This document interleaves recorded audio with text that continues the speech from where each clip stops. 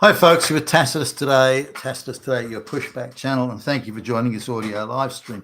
In this essay, I'd like to talk about radicalization. Now, we're awash with messaging from the globalist-controlled propaganda media machine that radicalization of people in the West, or anywhere, I suppose, but they're focusing on the West. The radicalization of people it's at fever pitch. It's beyond fever pitch. And the sources of this radicalization and the authorities have to fight back. They're muscular, hairy-chested, fighting back against this radicalization. Well, where is it coming from? Holy crap, I'm frightened. I want to know where it's coming from so I can protect myself. What if I get radicalized? Oh no, oh fuck no. So where is it coming from? Well, Andrew Tate. Andrew Tate is radical. You're kidding me, right? So I've seen a few of Andrew Tate parts of them here and there, Andrew Tate's vids, and would any sane person believe he's radicalizing anybody? But apparently he's got quite a following. Okay, let's assume the following is real, and it's not just some ginned up numbers that the machine, you say, look, he's got millions, tens of hundreds of millions, billions of followers. Here's a problem.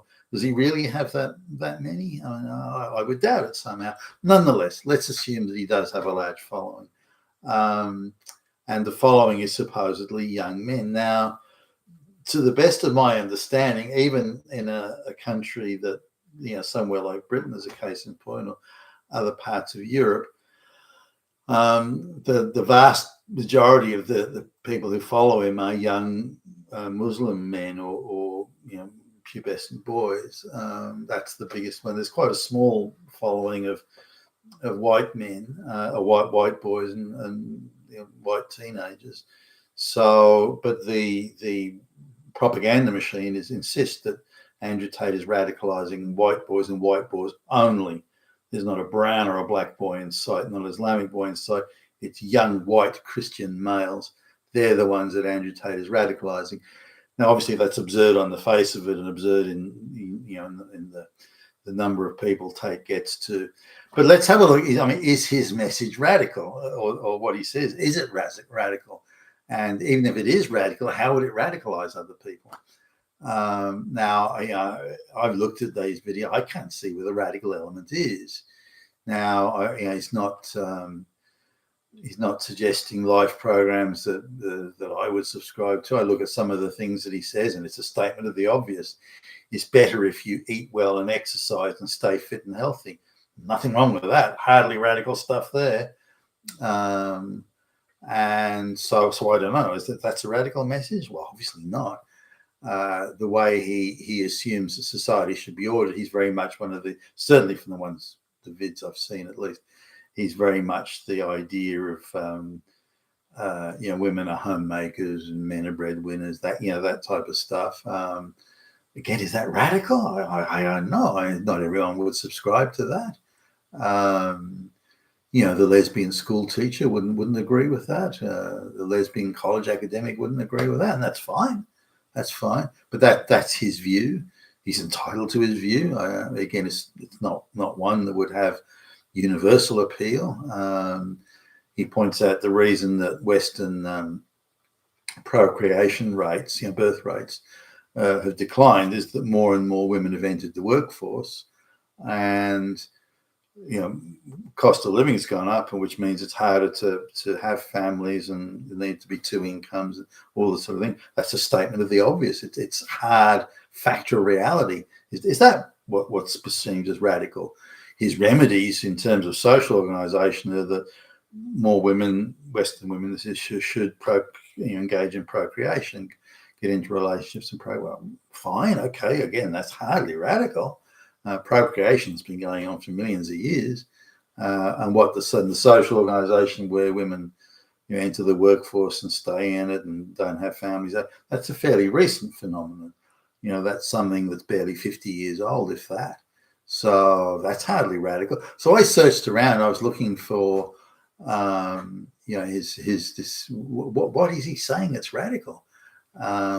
And if you look at the left wing commentary on Andrew Tate, then it's they have some vague references to fascism, and he was once invited to denounce Hitler and he didn't, and also like it's very vague stuff, and he's supposed to have had a number of women living with him, and at one point, whether it's true or not, I don't know, a number of women, young women living with him, who are very, very interested in sort of living a champagne lifestyle, and he was supposedly having intimate relations with these women in a sort of what they tried to describe as a harem. Again, not my recommendation for how you should live your life, but again, is that the radical thing they're talking about? It's sleazy and undesirable, but is it illegal or radical? I would argue not, but it's not radicalizing anybody. And how many young boys would ever acquire the necessary wealth to be able to live an Andrew Tate lifestyle? What are we talking? 1 in 500, 1 in 1,000, 1 in 10,000, 1 in 100,000. I think 1 in 100,000 will be closer to the mark. So that's radicalizing what? How many people? I mean, really? Assuming Andrew Tate's the source of that sort of thing. How do they know they're not getting it from watching movies or other stuff? I mean, there could be other sources of this.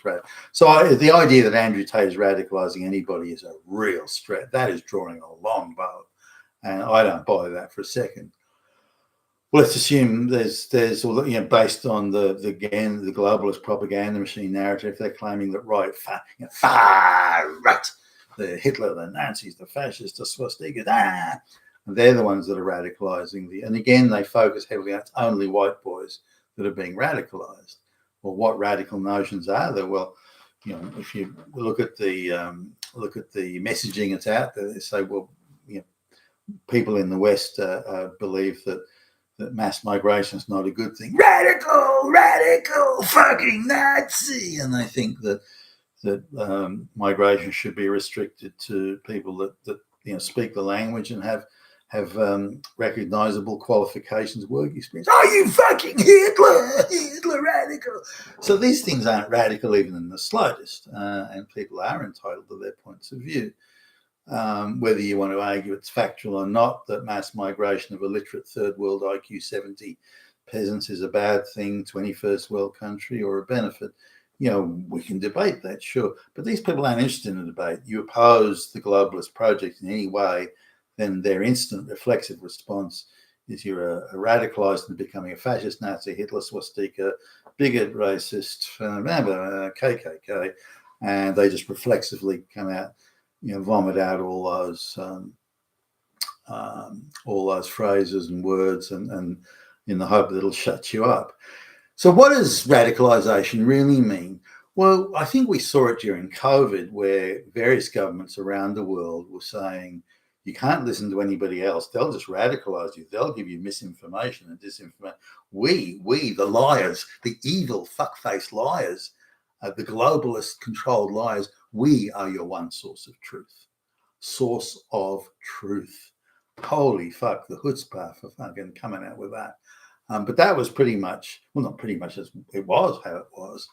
And so really radicalization, if we're looking for a definition, is we want to totally control the narrative. Everything you see and hear, we want total control over that. Anything outside of what we control, will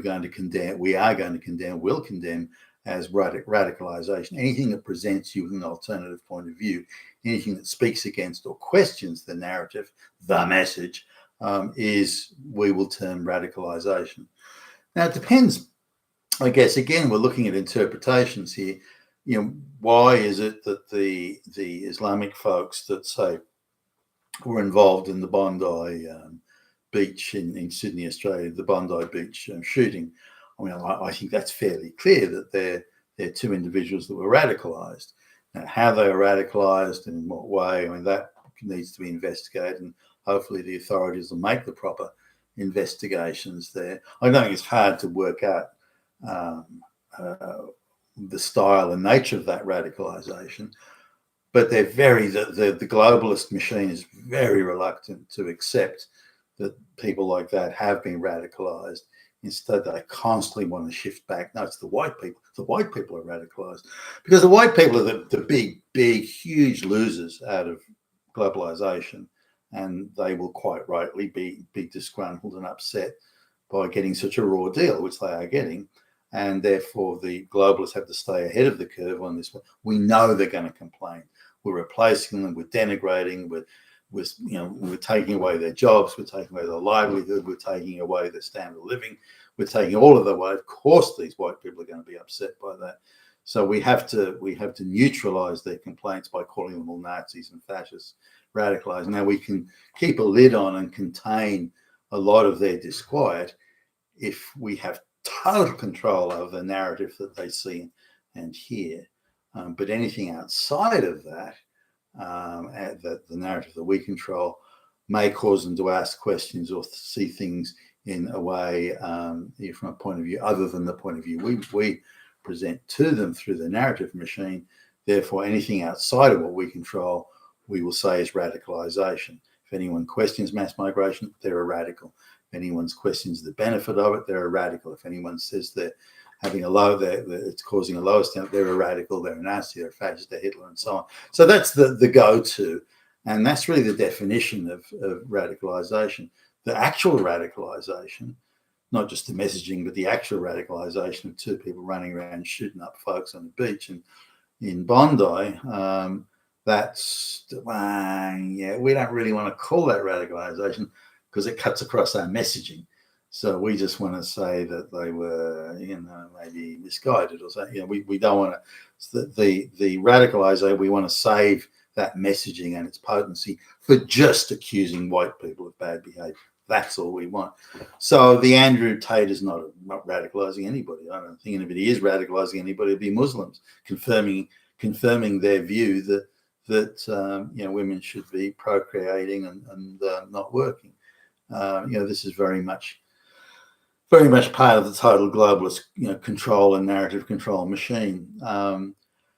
Now, radicalization, you can look at it. I think if you're going around killing people to make your point, then you've been radicalized because you accept that level of, it's okay to kill people to get my message out there. That's got to be the very definition of radicalization, hasn't it? As in proactively kill, not indirectly kill. For example, you could say, well, we're not going to give food aid to some third world basket case country. Now, you haven't killed anybody or starved anybody.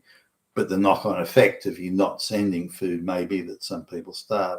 But I'm not talking about that thing. I'm talking about actually going, you know what? How radicalized would you have to get? You get out of bed in the morning. You know what? I think I'll just go down so and so, take half a dozen rifles, and just go around killing people. Excuse me. I mean, that's got to be radicalization. What other definition could you apply to that?